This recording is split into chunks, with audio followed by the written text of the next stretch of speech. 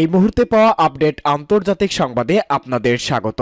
শুরুতেই শিরোনাম, এরপরেই থাকবে বিস্তারিত।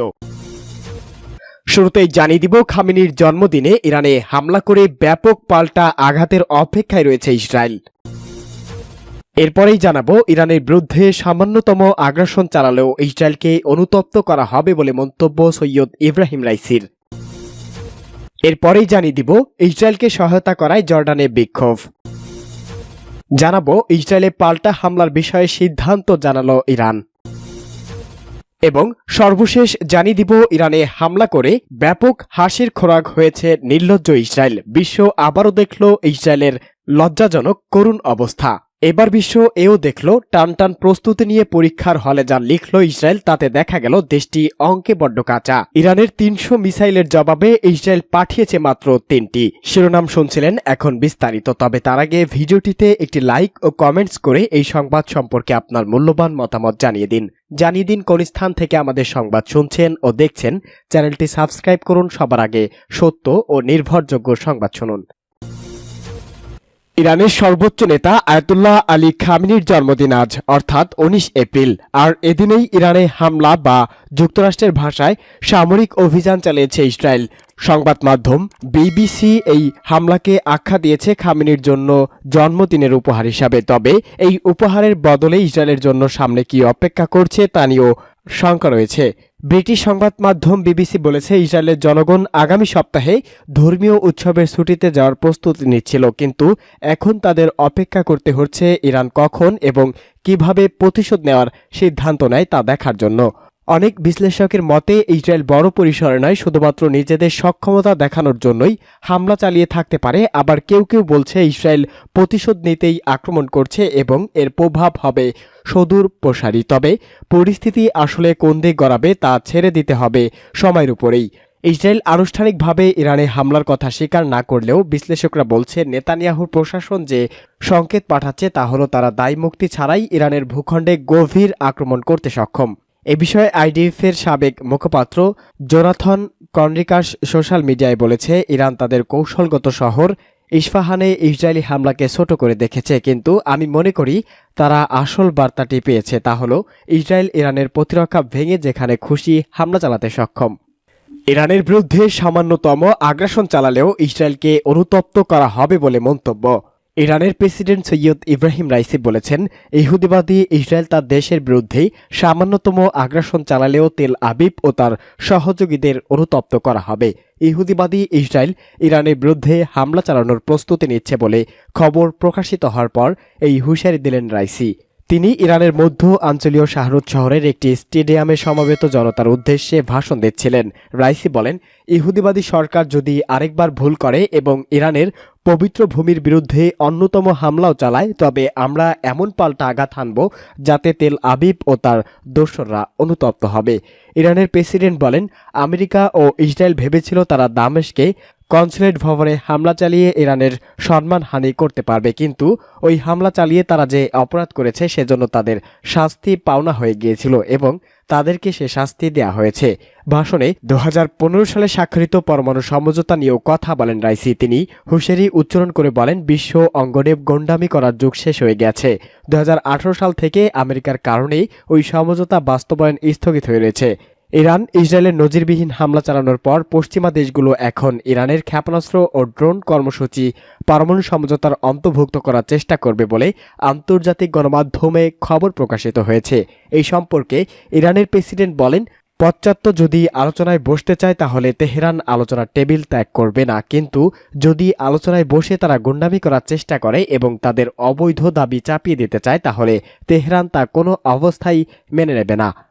ইরানে হামলার জবাবে সপ্তাহান্তে ইসরায়েলকে লক্ষ্য করে ৩০০রও বেশি ড্রোন ও ক্ষেপণাস্ত্র ছড়েছে ইরান, কিন্তু সেগুলো ইসরায়েলে পৌঁছাবার পথে বাধা হয়ে দাঁড়িয়েছিল প্রতিবেশী জর্ডান।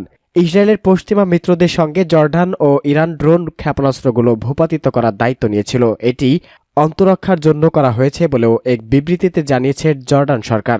তাদের দাবি, ক্ষেপণাস্ত্রগুলো জর্ডানের জনগণ ও জনবহুল এলাকার জন্য হুমকি স্বরূপ ছিল। কিন্তু দীর্ঘদিন ধরে ইসরায়েলের বিরুদ্ধে প্রতিবাদ করা জর্ডানের নাগরিকরা তাদের সরকারের এমন কর্মকাণ্ডে ক্ষিপ্ত হয়েছে। প্রতিবাদে এরই মধ্যে রাস্তায় নেমে এসেছে তারা। হুসাইন নামে দেশটির এক রাজনৈতিক কর্মী বলেন, জর্ডান যেভাবে ইসরায়েলকে রক্ষা করেছে তাতে আমি খুবই বিরক্ত। বিপদের আশঙ্কা থাকায় তিনি আরও পুরো নাম উল্লেখ করতে চায়নি। এই ব্যক্তি বলেন, এখানকার অনেকেই একটি মেনে নিয়েছেন যে আমরা ইরানকে সমর্থন করি না এবং গাজায় এখন যা ঘটছে তার পেছনে ইরানের বড় ভূখণ্ড এবং ভূমিকা রয়েছে বলে মনে করি, কিন্তু গাজায় ইসরায়েলের কর্মকাণ্ডে বাধা সৃষ্টি করে এমন যে কোনো পদক্ষেপের সঙ্গে রয়েছি আমরা। ইসরায়েলে পাল্টা হামলার বিষয়ে সিদ্ধান্ত জানালো ইরান। ইসরায়েলের হামলার পর ইরান পাল্টা হামলা চালাবে কিনা সেটাই এখন আলোচনার কেন্দ্র। বিশ্ব নেতাদের পাশাপাশি সাধারণ মানুষেরও এ নিয়ে কৌতূহলের শেষ নেই। আর এরই মধ্যে পাল্টা হামলার বিষয়ে মুখ খুলেছে তেহরান।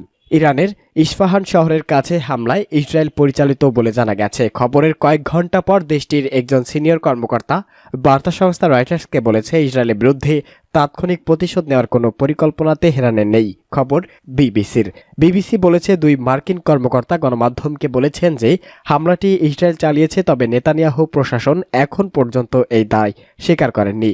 ইরানি ওই কর্মকর্তা নাম প্রকাশ না করার শর্তে বলেছে, ঘটনার বিদেশি উৎস নিশ্চিত করা যায়নি।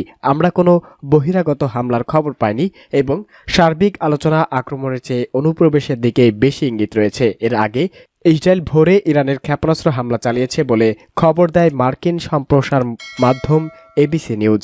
পরে তাদের বরাত দিয়ে এই খবর প্রকাশ করে আল জাজিরা। যদিও এমন খবরের পর তেহরান বলেছে তারা বেশ কয়েকটি ড্রোন গুলি করে ভূপাতিত করেছে এবং দেশটিতে এখনও কোনো ক্ষেপণাস্ত্র হামলা হয়নি। ইরানে হামলা করে হাসির খোরাক হয়েছে এবার ইসরায়েল। ইরানে হামলা করে সারা বিশ্বের কাছে হাসির খোরাক হয়েছে ইসরায়েল। এটাকে নাকি হামলা বলে। মান সম্মান রক্ষার্থে ইরানের পারমাণবিক কেন্দ্র লক্ষ্য করে 3টি ক্ষেপণাস্ত্র পাঠিয়েছিল ইসরায়েল।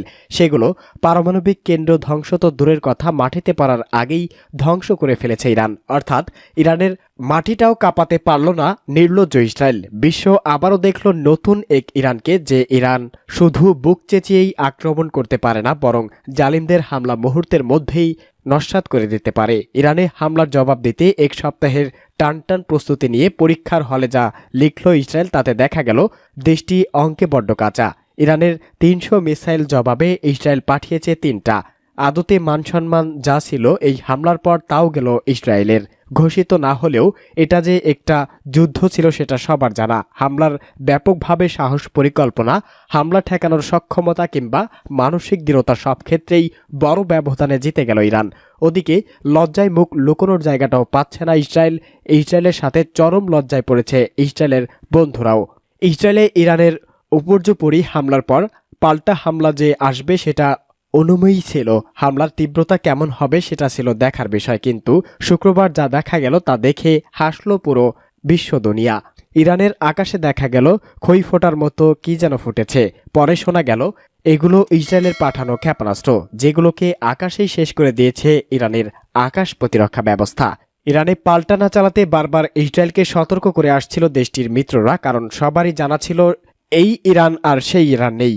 ইরান ঠিকমতো চেপে ধরলে ইসরায়েল দেশটাই গায়েব হয়ে যেতে পারে। একদিকে লজ্জা, অন্যদিকে ভয়, এই দুইয়েই কুঁকড়ে যাওয়া ইসরায়েল শেষ পর্যন্ত ইরানে হামলা চালিয়েছে। কিন্তু এগুলোকে যদি হামলা বলা হয় তাহলে ইসরায়েলে ইরানের হামলাকে বলতে হবে মহা হামলা। অর্থাৎ ইরানের কাছাকাছি সামরিক কিংবা মানসিক দুই পর্যায়ে ধোলাই খেল ইসরায়েল। এদিকে ইরান হুমকি দিয়ে রেখেছে, ইসরায়েল হামলা চালানোর দুঃসাহস দেখালে তাদের নির্দিষ্ট লক্ষ্যবস্তু ধ্বংস করার জন্য শক্তিশালী ক্ষেপণাস্ত্র ছোড়ার ট্রিগারে আঙুল রাখা হয়েছে। এখন ইরান এই হামলার জবাব দেবে কিনা সেটাই সময় বলে দিবে। আর ইরান একবার হামলা শুরু করলে নিশ্চিহ্ন হয়ে যাবে